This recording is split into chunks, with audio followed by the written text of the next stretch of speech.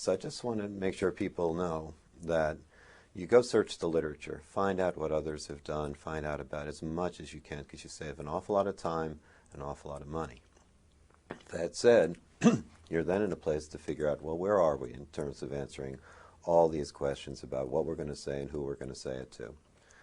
Very often, if you have the opportunity to do or find or do quantitative research, it can really help you answer the question of who are the best groups to go after. How many of them are there who would really be responsive to our message or need to hear what we're trying to do that could create the best public health benefit? And quantitative research, because it can be projected to a larger audience, a larger population, is extremely useful for that, whereas qualitative research doesn't achieve that. So if you're really trying to get who are the big groups, a good example would be when we did the 5-a-day campaign about 10 years ago. The quantitative research helped us identify the big group, and those were people who were eating 3 to 4 servings of fruits and vegetables, and we felt getting to that group and helping them get to that next level would give us the greatest bang for the buck in social marketing terms. So that's a good example of the use of quantitative research. There are existing databases that of extensive research that you can tap into without even asking any additional questions that can provide insight. So obviously those are the least expensive ways to go, because you're really just paying for an analysis of data that's already there. Haynes study, for example, is a very was where we got our information about how many fruits and vegetables people were eating, and a bit of other information about their demographics and other information about their lifestyle that was very helpful in initiating that campaign. There are other databases. In fact, the one I think our audience really needs to know about is the research database that Portnovelli has established for this, primarily for the CDC, but for other clients as well. It's called the Health Styles Survey. It's conducted since 1995, and there you have a quantitative survey that already exists. You can ask additional questions that are particularly relevant to the program that you're starting to initiate and want to find out more information about. But what's important here is that much information is already in that database, and therefore the cost of going in and saying, well, look, could you tell us about, and it's the people who are this kind of demographic category, women in childbearing age, or this kind of behavior, they're smokers or who would like to quit, or their attitudes. They are people who are very into health information seeking and would be the people we would want to encourage to do some other health information seeking. So there's so much in that survey already and in the database that getting someone to do a cross-tabulation and then gaining the insights that you need from the survey is relatively inexpensive. Or doing a recontact survey, it's what it's called, to ask some more questions is inexpensive as well. And I think the practicalities are really to find one of these suppliers, including us, and give them a call and say, here's what we're trying to do. Can you show us what the survey has and what it would cost to do X? Either do a recontact survey or do an analysis or what have you.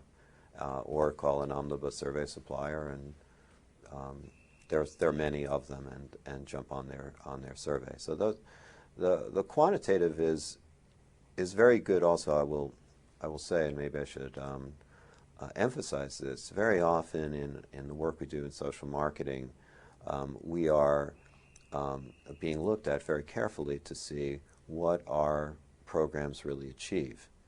Once we decide what our strategy is, what are we trying to influence, and it includes if we're trying to raise awareness of a health issue, if we're trying to change an attitude or a social norm about a health behavior, or if we're trying to eventually change the behavior itself, Sometimes that last question can only be answered by very, very different kinds of surveys and different kinds of research.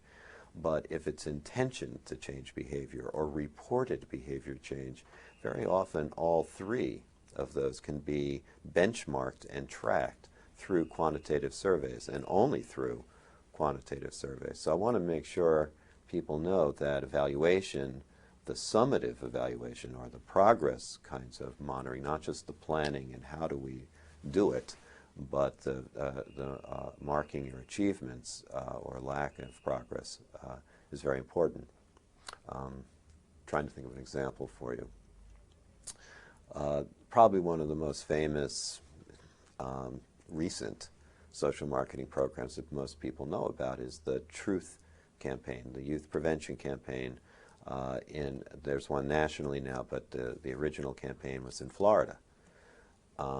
And here, you know, there's a great qualitative research story to tell. I'll save that. But in the quantitative survey, once we decided that we wanted to change youth social norms surrounding smoking, and that the awareness we needed to change was an awareness that the tobacco industry really exploited youth. The attitude we wanted to change was an attitude of saying that we don't like being manipulated by tobacco companies, and we believe that that's not a good thing, and they are bad people for doing that, bad grown-ups. And the behavior, obviously, we wanted to change was, and then the other attitude was, there's nothing particularly cool or uncool about smoking. It's not related to being cool. And then the behavior we wanted to change was obviously the initiation of smoking behavior. So those were the things that our research, the only quantitative research, can track. And once we decided these are what we wanted, we tracked all three. We've been tracking all three.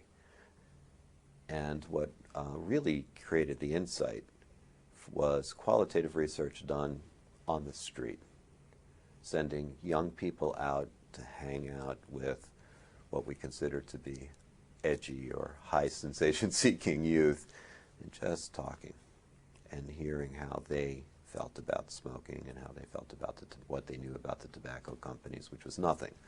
They would know Philip Morris from a hole in the wall. They'd understand the brand, and they're into the brands.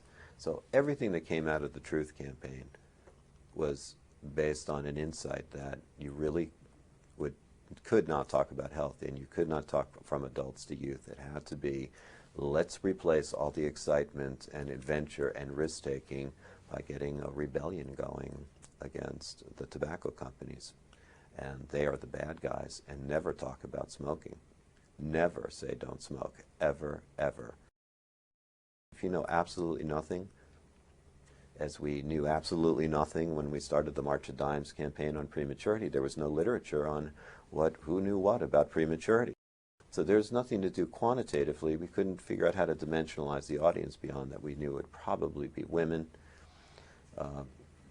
would be a primary audience, but we knew nothing about the issue. So we conducted qualitative research to explore it, and found a great insight there was that people felt prematurity. They knew what it was, and they knew it was very common, but they had absolutely no idea it was dangerous. They felt that prematurity, they felt, well, there's prematurity, but then most kids survive and it's fine. And when they found out that actually the incredible risk of disability and death from premature birth, that was a tremendous revelation and very motivating and very engaging. But that was a great example of qualitative research being the first thing that we did. And then we did a national survey to corroborate and dimensionalize and identify audience segments based on that qualitative research. My tip would be that for survey research, it's very easy it's a higher risk proposition to do surveys because it's a higher cost.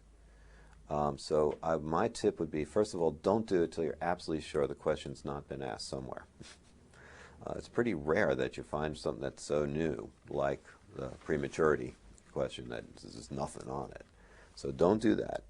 And then try to find a survey that's, again, as rich as possible in terms of other information. Because what happens very often is that you end up getting the question answered to your, how much do you care about X, or how much do you know about Y, or here's your behavior that we care about.